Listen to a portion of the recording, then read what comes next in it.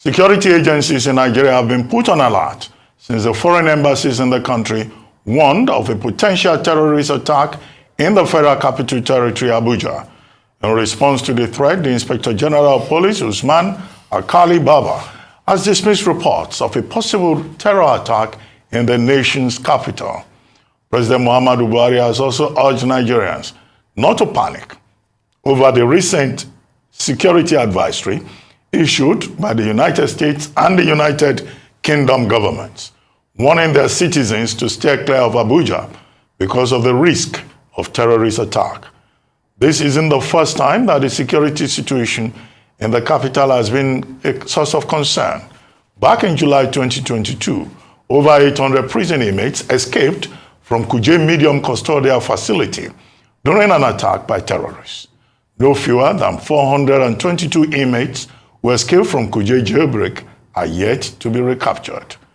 Joining us on this show this morning as we discuss the insecurity in Nigeria is Major General IBM Haruna, retired, former Federal Commissioner for Information and Culture.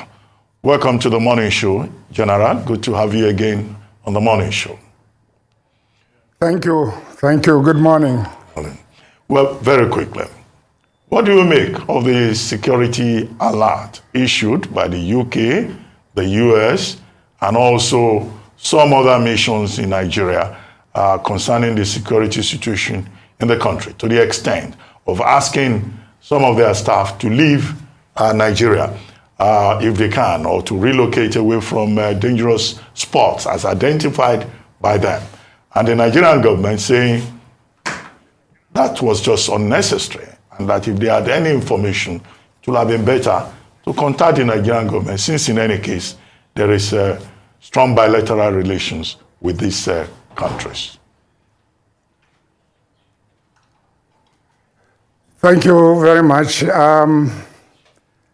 It is a very disturbing development, but I see it is in the context of the continuing plot being designed against Nigeria, and that because we have matured from what the situation used to be, in the sense that we are better informed instantly about developments, and we come to realize that there is a continuous plot by those who, there's an English saying that they hunt with the beagles and run with the hare. And we know that this red alert that has been published and acted upon has been part of the desire to promote panic and disorder. And we understand the game far more than we did some 40, 50 years ago. This would have caused a panic, disorder, anarchy, and bedlam everywhere. But today we know that we can fault the actors and perpetrators, because we know there is a convention, there's an agreement, there is a diplomatic code of way to behave in circumstances like this. And I think that the red alert has been given totally out of context of diplomatic niceties. I think that we are being threatened not by the circumstances we are in, because we have overpowered what seemed to have overwhelmed us since 10 years or so ago, when we have been trying to contain terrorism in our country. But I think, seeing what has happened, we have discovered those who are stealing our oil and our other resources, those who are not, who are holding our monies and not remitting our monies back to revenue in our own coffers, and then lending us benefits from our own monies. Now, they create situations where they would like to see us creating more IDPs rather than making progress in our economic development. And they like to choose where and when to reinvest this money. These monies that they have been holding away from us. Our money is stolen from our oil resources, stored away remittances, and they join us to fight corruption, whereas they're the storekeepers of all corrupt benefits, and they're the investors of corrupt resources.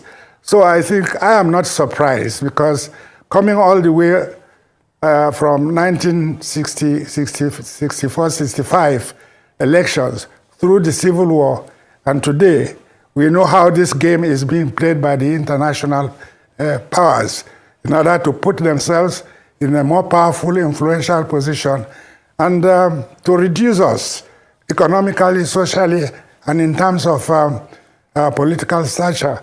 So I am not surprised. Okay. I will only say that I am impressed by the way the government has handled this situation. Okay. So are you saying that it's the international powers that are trying to reduce us? It's the international powers that have been stealing our crude? It is international powers like the Americans that issued the alert and the other foreign nations that followed suit? Those are the countries trying to bring Nigeria down? Is that what you're saying? And they've been the ones involved in the stealing of our crude that was revealed recently. More specifically, the new personalities of our colonial powers in the new colonial dispensation, or new colonialism or imperialism. I am saying that, and that they are the ones who are actively working against us as to enable us achieve our expected greatness as an African country and as a black nation. They are the ones. I think they have hand in the stealing of our oil, in the non-remittances of our income, revenues, and in storing this large money that could have been available for development, and then turn around and lend it to us at some interest and at some pains, for which we will remain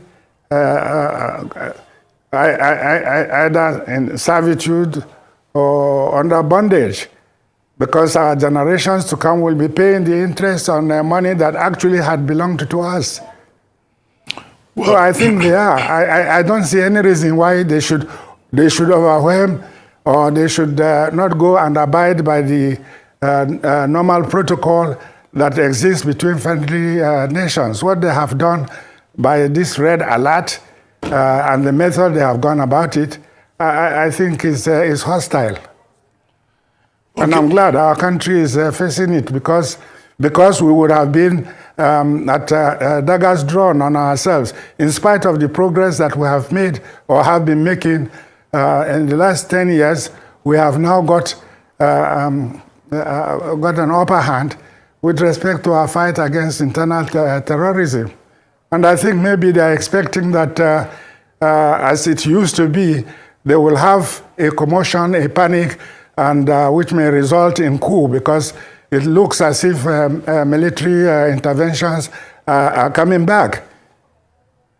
So I'm very apprehensive of what they have done, and I think that the procedures they have used is hostile. Okay, General, under the doctrine of international relations, every country is a sovereign entity. And under international law, UN Charter, every state is equal. Even if we know in reality that is not the case. But each country has the right to defend its own sovereignty. If we go by by the conspiracy theory you are putting up, what will you advise the Nigerian government to do to ensure that we don't have this kind of situation again, whereby Nigeria is bypassed and a security alert is issued? There must be certain steps to be taken. Firstly, you're asking too many questions. I'm an old man now, I can't retain too many things. So ask me 2 or 3 questions, let me answer you. First and foremost, it is a fiction to say all countries are equal. Do we have the powers of the 5 nations at the United Nations who can have override on every resolution? We are not equals. Then the question of the rights of countries, all these are circumscribed by conventions and practices. And what we are saying is that if you deliberately do not respect these conventions, I don't see where in a diplomatic process that a country's military force can intervene to go and kidnap or arrest 2 people without due process. What did they achieve? After making situations to sound as a great panic in Abuja, they only went and got 2 pistols and explosive in a housing estate. Do we deserve that kind of foreign military personnel intervening in a simple operation like that? No. My theme is that we have to remain vigilant. We have to assert our own rights with the foreign countries. And we have to be mindful because we are facing another challenge of election. We are trying to democratize. We are trying to become as civilized as they have been. They should let us copy it in peace, not to distract our attention. Because every time we have this possibility of improving on our democracy through the electoral process, these kind of challenges rear themselves because we are being tested to see if we can really manage a credible, free and fair election in the country. Okay, sir. Did I just hear you say that maybe some foreign interests too, or foreign, officials?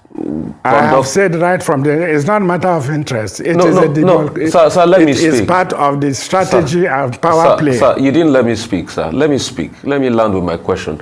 Did I just say this on some foreign interest? We're part of our local authorities to go search, a place in Abuja and they got 2 pistols out. But the DSS has come out and said that no foreign interest did such. And I also want to ask you for that. So are you saying that the Americans are responsible for all the things happening in Nigeria? They are responsible for crude oil theft. They are responsible for the kidnapping on Lagos about the expressway.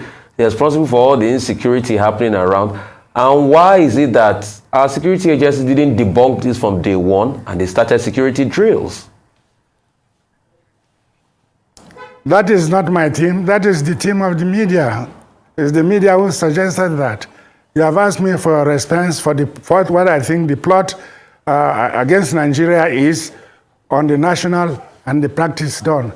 I'm not holding America responsible. I'm not asking the NATO nations responsible. I'm not saying they are responsible.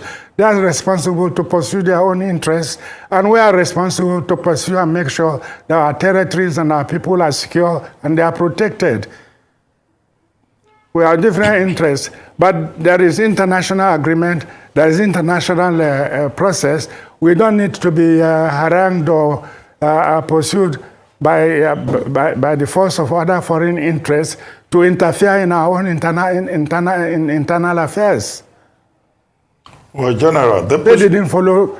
Look, please, let me finish and try to understand us. You media have your interests. You have what you want to propagate.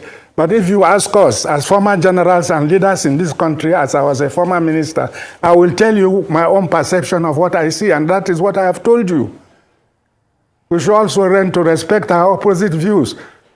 I am saying that these foreigners, with NATO interests, with power in our resources and interest in our resources, will not let us settle down. Each time we want to make progress, like in our electoral process, they start to interfere. What's the business of this country giving red alert where they are giving impression as if people in Abuja are at war? We are not at war. Red alert is almost declaring that the place is at war. We are not in the situation they found themselves in Afghanistan or Sudan or Ethiopia. We are feeling threatened. And we should be allowed to express ourselves as sovereign states and be respected equally as a foreign state. As you said earlier, but we know we are not all equals. We are not all equals in the Security Council. General, one major concern. We should be allowed to develop our own competencies. Yes. One major concern for everybody, both local and foreign, is the forthcoming 2023 general elections. Only yesterday, the head of state, the president of Nigeria, President Buhari, was telling the police to be apolitical.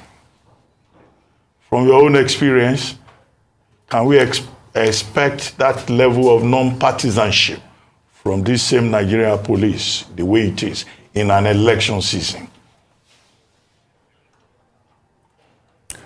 Well, we have had elections before. We have come a long way experiencing our elections. And we have done and taken great strides to improve on it. The performance of the police cannot be judged only by reason of what has happened during an election. They are being challenged to ensure that they are apolitical, because in the past, you know that our police were even native, they are called native police, NA police. We had police who are more or less the agents and powers of the traditional rulers and the political power dealers. We've come a long way from the 1953 to the 60s after independence to today. And today we have used technology. We are using technology to ensure that those defects that had made our election in the past very violent and rigged are minimized. But what I'm saying is that 10 years we have been fighting terrorists and so on, the criminals in our society. And now that we are approaching 2023 election, we have made far more better improvement in effecting our combat against terrorism to ensure that an atmosphere persists for us to conduct an election. And we don't we shouldn't like the distraction, the disturbance, and the panic that is likely to be caused by inadvertent acts of conspiracies or enmity, against our progress. I really think I am vexed about red alert. I live in Abuja. I have lived here since Abuja started. And I cannot see any justification for a red alert where a foreign country is asking their citizens to leave the country as if we are at war. I think their interest is probably to get us in a state of panic and confusion so that we will live the rest of the time creating IDPs. We're already disturbed by flood, natural development, natural hazard. They should be thinking about how to help us, meet this natural hazard, the climate change that is bringing about it. I don't really see why they should put us in a state of panic, asking their employees, to whom we are not Afghanistan. We are not at war. We are not at war. Those of us who have seen the civil war in this country and the political climate that was imposed on us by foreign media and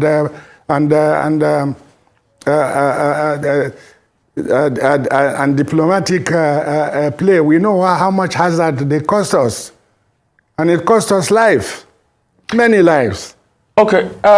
After that, we had children with kwashiorkor and all these things. It was not our manipulation. Okay. We should stop all acts that manipulates us. We should not be manipulated. Okay, General, yeah, you keep saying, we're not at war. We don't want Nigeria to be at war. But as we speak today, there are flashpoints in the northeast, the northwest, and parts of the country. There's banditry People are being kidnapped. You know, some people just got released on Lagos about the expressway area.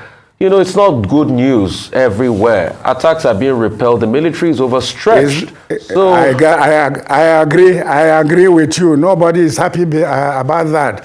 But they who are giving red alert to their citizens, are there not such incidences in their country?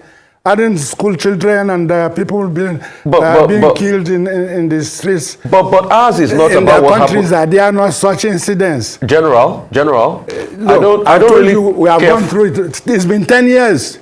Have we not been fighting this thing for 10 years? General, I don't really care for what happens in America. I care for what happens in Nigeria. And that's why I asked you before, this was not...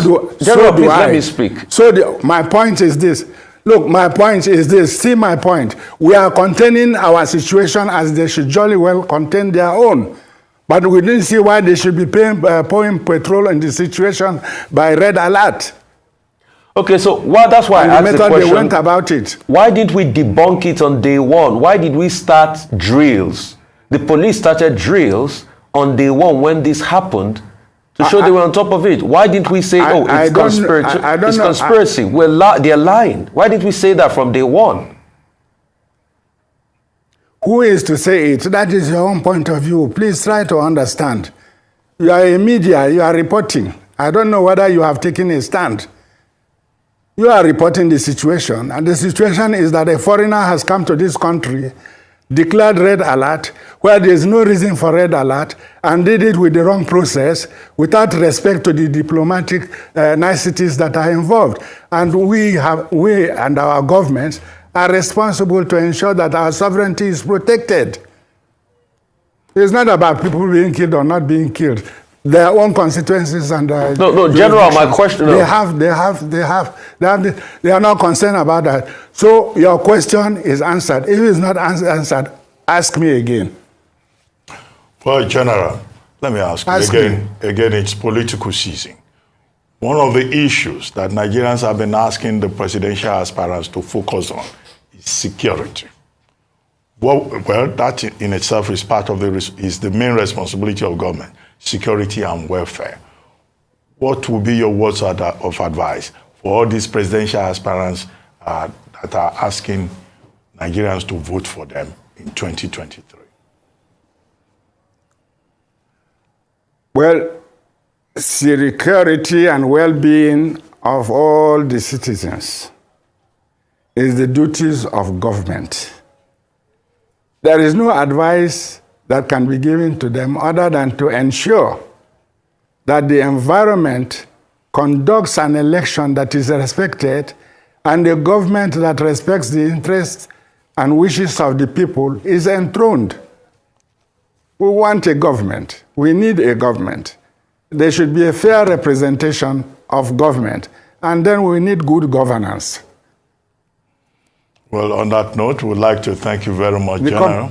Thank you very much. Yes, thank you very much, General, for joining us on the morning show.